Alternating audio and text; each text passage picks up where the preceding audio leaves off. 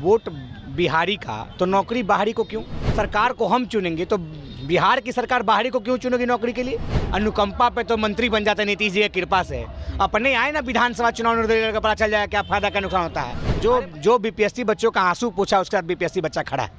नमस्कार, मैं प्रेम, आप देख रहे हैं एमके न्यूज़। देखिए, बिहार में डोमिसाइल नीति को लेकर जो है छात्र प्रदर्शन कर रहे हैं, सड़कों पर उतर चुके हैं और डोमिसाइल नीति को लेकर जो है बड़ा जो है आंदोलन छेड़ चुके हैं। उनका कहना है कि डोमिसाइल नीति जो है लागू होनी चाहिए, लेकिन सरकार कह रही है कि 60% तो आरक्षण बनी हुई है। और वहीं सदन में जो है विजय चौधरी ने कहा कि लागू नहीं होगा। इन्हीं तमाम मुद्दों के साथ हमारे साथ बात करने के लिए हमारे साथ विशाल यादव है, ये भी छात्र हैं। इनसे ही जानेंगे क्या फ़ायदा है, क्या नुकसान होगा।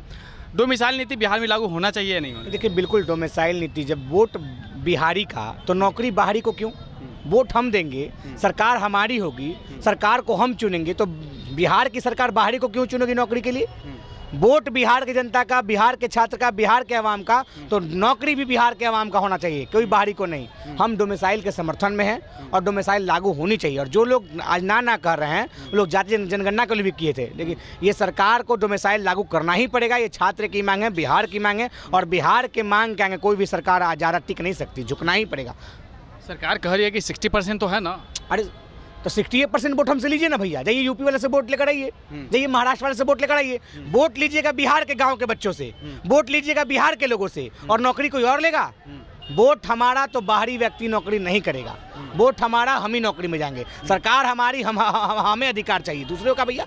और आपको जाइए दूसरा से वोट मांग कराइए। हमारे यहाँ फिर क्यों आते हैं चुनाव में? वोट मांगे दूसरा से। तो ये बार बार जो ये कह रहे हैं कि कोई फ़ायदा नहीं होगा, जिस तरह से और कई बार जो है डोमिसाइल नीति को लेकर जो है आगे बढ़े थे, सदन में विजय चौधरी साफ कर दिया कि नहीं होगा। देखिए, विजय चौधरी जी को कुछ पता है? अनुकंपा पे तो मंत्री बन जाते नीतीश जी की कृपा से। अपने आए ना विधानसभा चुनाव निर्दलीय का पता चल जाएगा क्या फायदा क्या नुकसान होता है। अरे भैया, 100 रुपया में 60 रुपया आपको दे रहा है और 40 रुपया दूसरे को। अगर 40 रुपया बंद कर दे, 40 रुपया आपको दे तो फायदा नहीं है? बिल्कुल फायदा है बिहार जनता को। और 100 में 60 बिहार की जनता को मिल रहा है। अगर 40 को बाहरी को रोक दे, 40 बिहारों को मिल जाए तो 100 का 100 बच्चा बिहारी होगा, तो बिहार में बेरोजगारी कम होगा, अपराध कम होगा, सब कुछ कम होने का मामला है बिहार में। तो ये लोग समझते नहीं ना भाई। अनुकंपा पर नीतीश जब के मोदी जब के, तो चुनाव लड़ना है, जीत जाना है, मंत्री बन जाना, अनुकंपा पर बने रहते हैं। चुनाव लड़े छात्र अपनी मेहनत से पढ़ते हैं, उनको पता है मेहनत दर्द क्या होता है। इन लोगों को क्या दर्द का पता है भैया? डोमिसाइल बिहार में लागू करना ही पड़ेगा, चाहे जो कर लीजिए। एक तरफ जो है कि क्या लगता है, डोमिसाइल नीति लागू होने से बेरोजगारी दूर हो सकती है? बिल्कुल। अगर 60% लोगों को नौकरी मिल रही है और 40 नहीं मिल रही है, तो 40 अगर मिलने लगी तो और तो कम तो होगा ना भैया। अब दूर होगा कि नहीं तो ये हम नहीं कह सकते, लेकिन कम होगा, कम होना चाहिए।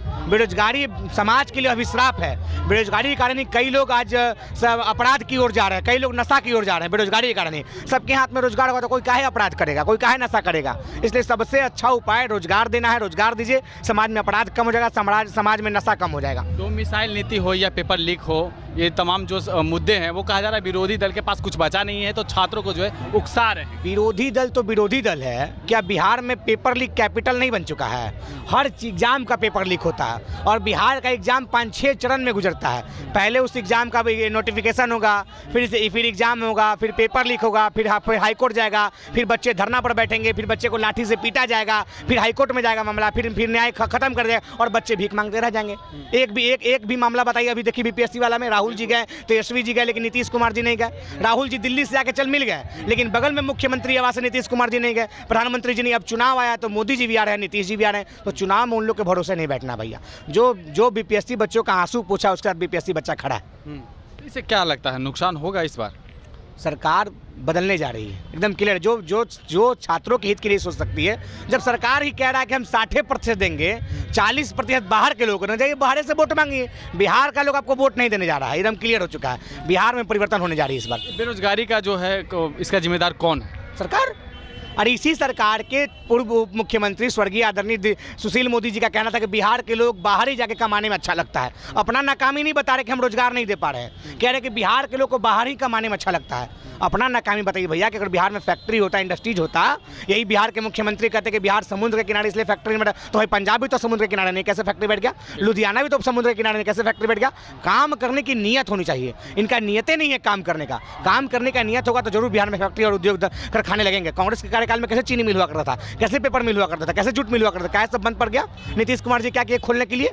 कुछ किए नहीं, खाली ड्रामा बतियाते हैं व्यक्ति। अब ड्रामेबाज को सत्ता से भगाना है एकमात्र लक्ष्य है। ड्रामा तो नहीं कर रहे हैं। नहीं, ड्रामा नहीं तो और क्या है। बिहार का जूट मिल, पेपर मिल, चीनी मिल कब खुलेगा? मोदी जी भी आए थे बिहार, हम सुने थे 2015 के 16 में, लेकिन मोतिहारी के चीनी मिल का चाय पी के जाएंगे। अब क्यों नहीं चाय पीने भैया? मोदी जी चाय पियेंगे, इसी बहाने हम भी पी लेंगे। अब मोदी जी शुगर पेशेंट तो नहीं हो गए कि मोतिहारी के शुगर मिल का शुगर का चाय पी के जाएंगे। अब मोदी जी चाय नहीं पी रहे हैं। तो काम करिए, ड्रामा नहीं करिए। ड्रामेबाज से बिहार को सावधान होने कर सकता है।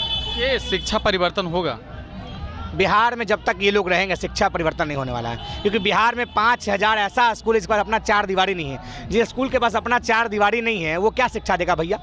क्या शिक्षा देगा? बिहार का शिक्षा, बिहार के मास्टर जिस पढ़ाई लिखाई छोड़कर सब काम करवाते हैं। चाहे पोलियो पिलाना हो तो मास्टर साहब, बोटिंग करवाना हो तो मास्टर साहब, घर घर का कुछ जनगणना करना हो तो मास्टर साहब। लेकिन पढ़ाने लिखाने में बिहार के मास्टर साहब पीछे हैं। हर चीज़ में सरकार मास्टर साहब को लगाता है, लेकिन मास्टर साहब को पढ़ाने लिखाने में नहीं लगाता। आखिरी सवाल रहेगा कि क्या बिहार का जो बच्चा है, छात्र अभ्यर्थी जो है, वो सीरियस नहीं है? कहता है नॉन सीरियस कहा जाता सरकार की तरफ से। अरे यही बिहार है जो भारत का परचम लहराता है विश्व में।